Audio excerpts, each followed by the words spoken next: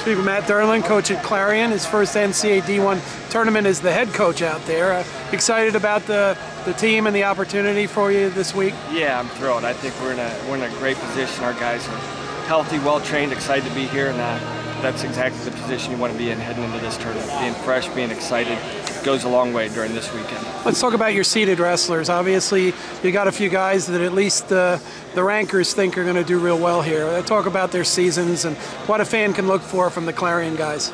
Well, I think you should. You're going to see an exciting product out there. You know, our 57-pounder, you never know what he's going to throw at you, but whatever he throws is going to be interesting. So he's going to score a lot of points.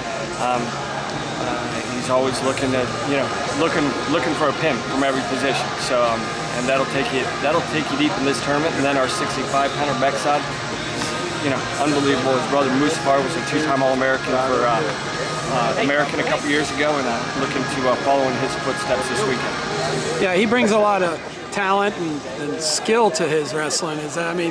Some of these guys that come from other countries bring something different to college wrestling sometimes. Oh, he's one of the most technically sound wrestlers I've ever been around. I mean, he is very good, and being a foreigner, he's actually very good in the parterre position, top and bottom in folk style. So he's good on top and bottom.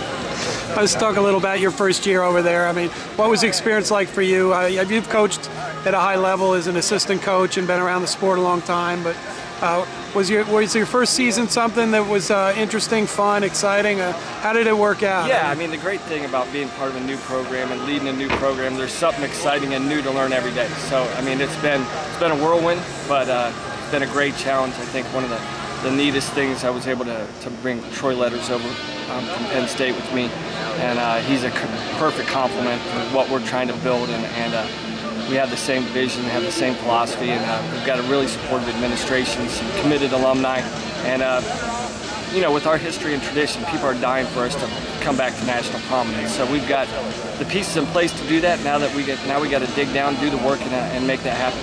Yeah, some of our great legends in wrestling came out of there. Wade Chalice, Kurt Angle, things like that. Is that something as a coach that drives you to continue the legacy and find the kids that can do that kind of success? Yeah, I mean, that's something we preach consistently on a daily basis about adding to the legacy, tradition of Clarion wrestling, buying into it, and accepting the responsibility of what this program was, what it is, and what it can be. So that's something we take very seriously, and we want to take our guys to make sure they're taking ownership of that responsibility every day.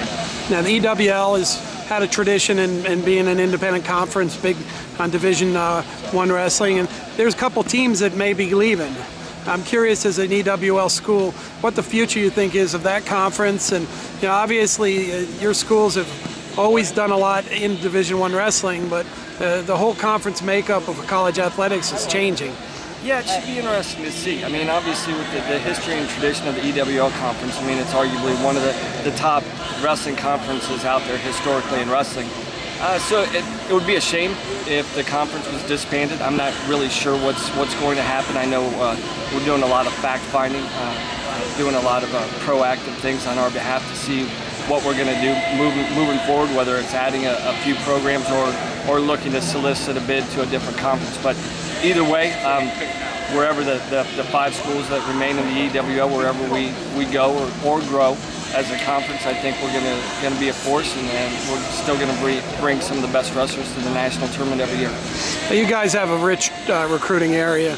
You're in Western Pennsylvania. You can head east and do the whole state and all those other states, and then you can go a little west to Ohio, a place that you know a little bit about. I mean, as a school with a long wrestling tradition, are you finding that you're competitive in the recruiting battles and those hotbeds? Yeah, I think a lot of people are interested. I think it's just getting kids reconnected with our history and understanding what Clarion wrestling is all about, and the small school atmosphere, how they can win a national title, and selling the dream of winning a national title for the Golden Eagles, wearing the blue and gold. And we've got a lot of kids that are excited about that and are excited moving forward in the years ahead what Clarion wrestling is going to be.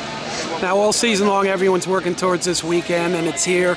I mean, as a coach, as a head coach for your first D1s, is this something that you're excited about? You're a little nervous? I mean, how do you approach this opportunity? You got to approach this just like we preach to the guys. You got to be excited, you got to be energized, and you got to be ready to fight. So I got to be ready to fight for these guys in the corner every single second. I mean, this is this is what we do the sport for. I mean, if you can't get excited about this, you know, you should be in another sport. Go watch basketball or something. But no, it's exciting. I can't wait to get it started. Our guys are excited. I think we've put a perfect training cycle together. The guys are physically, mentally prepared to go. Now they got to be willing to put their best 7 minutes out there tomorrow. Should be exciting, man. Yeah, Thank you. Can't wait. Thanks, Gabe.